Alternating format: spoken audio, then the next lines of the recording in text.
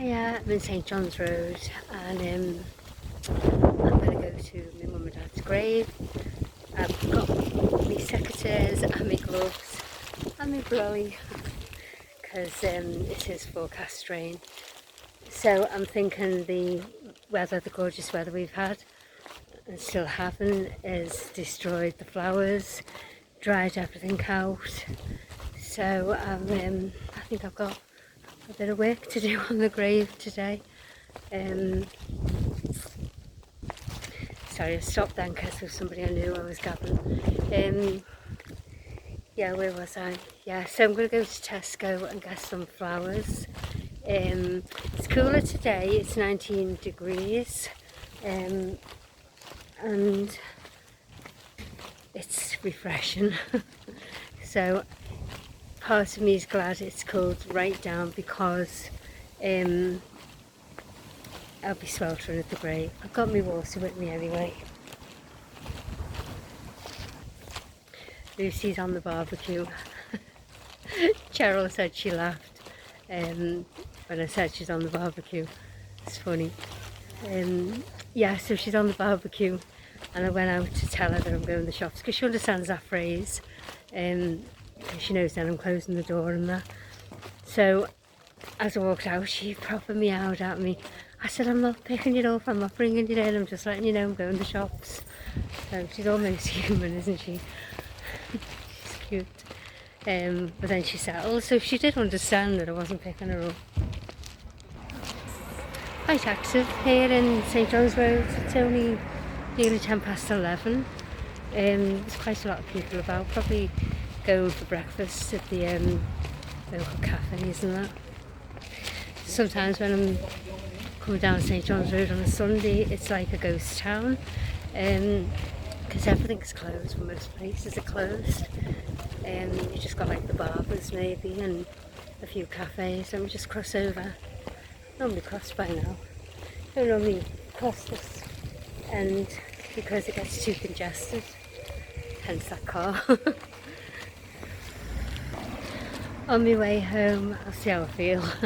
But I might go to Victoria Park and just do a vlog of the park. Just go around everywhere, showing you, zooming in and having a look because it's absolutely gorgeous. And when me and Cliff went last week, I didn't do a video and we just went for a stroll. And I looked around, I thought, Joe, what, I'm going to do this. Absolutely, it's just so beautiful. So hopefully they've got flowers in Tesco because it's Sunday. They don't always have them because I think the delivery is on a Monday, isn't it? So they might have some that was from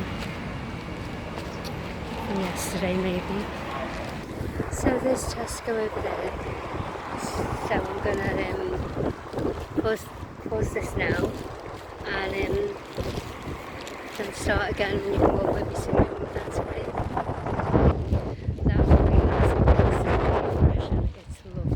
When I first come out, I thought it was a bit cool, but it's because we're not used to it being cool. But as I'm walking, it's lovely. And it's getting in my way though. And that's tied up as well.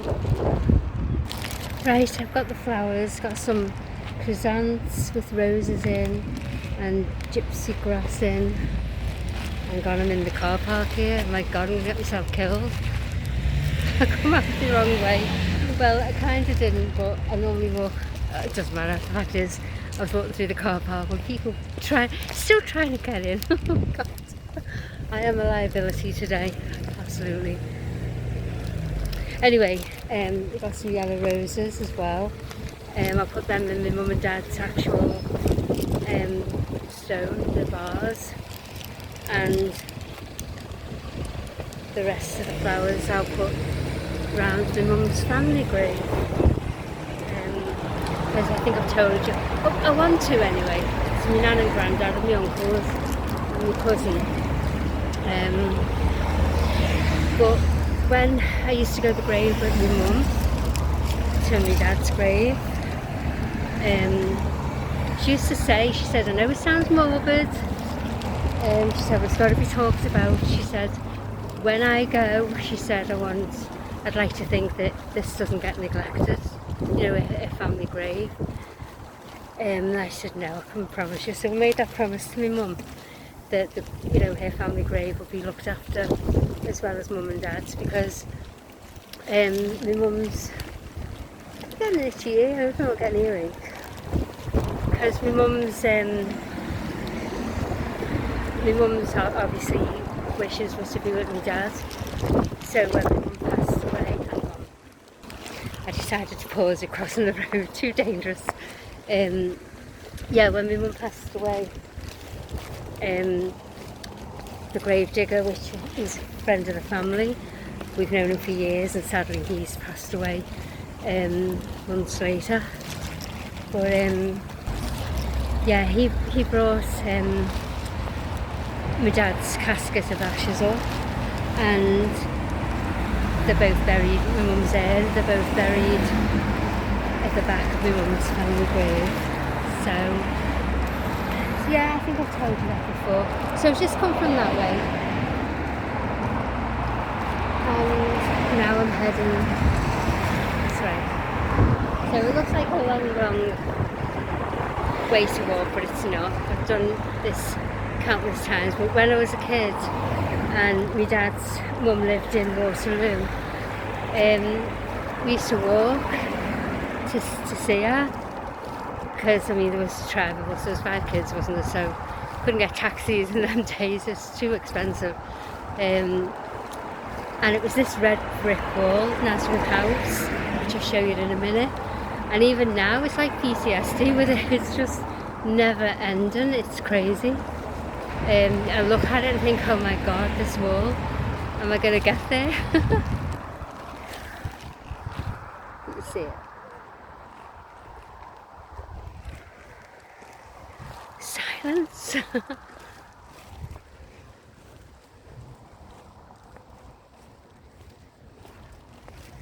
So it's a nice little stroll, and if I walked past the grave, I'm in Crosby now actually. It's weird, it's just like little boundaries. That's Waterloo, and now I'm in Crosby. It's crazy. But that's why I say Crosby Waterloo is just continuation. And yeah, if I walked further from the grave, I'll be more lane shops at Crosby Village. I've just totally waffled, haven't I? Even getting cold as well. I didn't know that. Right, there's this brick wall, Nazareth House. There was an old people's home, and then further was the children's villa. It was where it was children's home. And I've said loads of times as well, I had 3 good friends who lived in Nazareth House, and the nuns had always put parties on, little discos for them. And because we're the school friends, we were invited. Which, you know, it was lovely, and it was only around the corner from where I lived, you know, with my mum and dad and my brother and my sisters, so it was really nice. It's lovely memories, and I do often think of how they're getting on, you know, I'm not going to say the names for their own privacy, but I do remember the names. And one of them, when she joined the school, the primary school, she had the same surname as me, not Carlisle obviously, because that's my married name. So I was told to show her around the school, and stupid place to put a pavement. Yeah, so I showed her around the school, and we became good friends. And she was happy in Nazareth House. She enjoyed. The nuns treated them really lovely. That's the old people's part. Residential, not old. Residential care home. Nazareth House.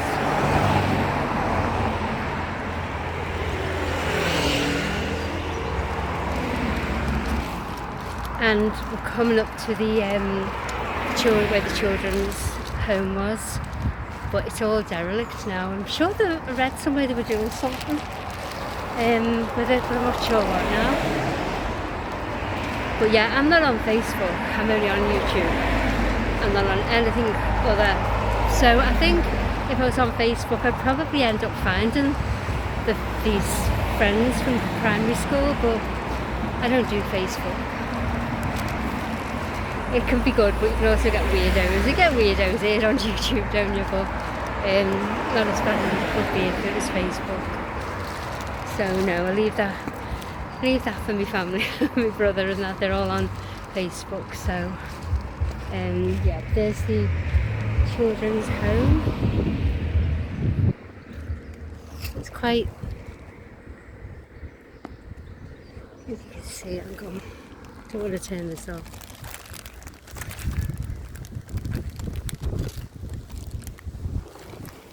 Yeah, it's sad to see it in disrepair like that.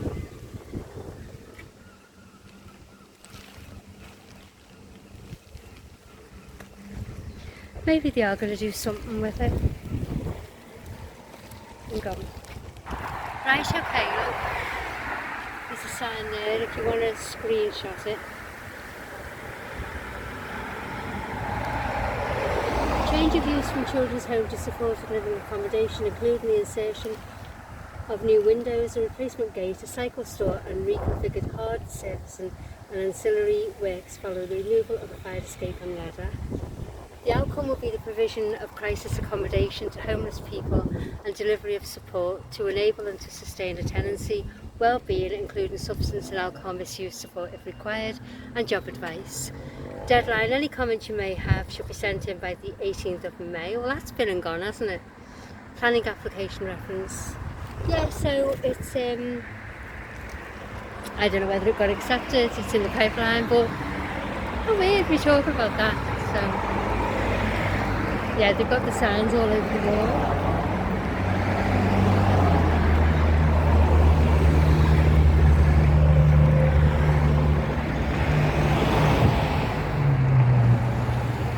Let's see about this is where, this is where I'd always meet my mum. She'd come from that way to go to my dad's grave. We'd always meet here. We'd go to the grave and then we'd walk back to ours. We'd either go back to hers or back to ours, but she'd never get the bus, you know that. She'd just walk.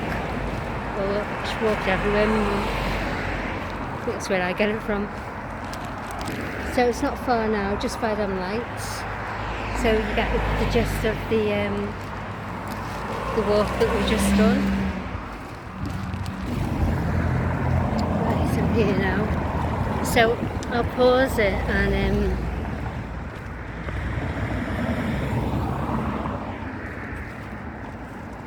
and continue when I'm done. Right, I took all the flowers off, every single one, and it was all bone dry. It was like dried flowers, and I forgot to bring my trowel, didn't I? So I've done my best on my mum's family grave, get any weeds up that have surfaced. So I've spread the flowers. My mum and dad, my nanny and granddad, my two uncles. I've got to do the other vases, so I'll come back tomorrow with more flowers. But it's all nice and tidy now. So I'm just going to stay here now for a bit, talk to my mum and dad. So thanks for watching. See ya.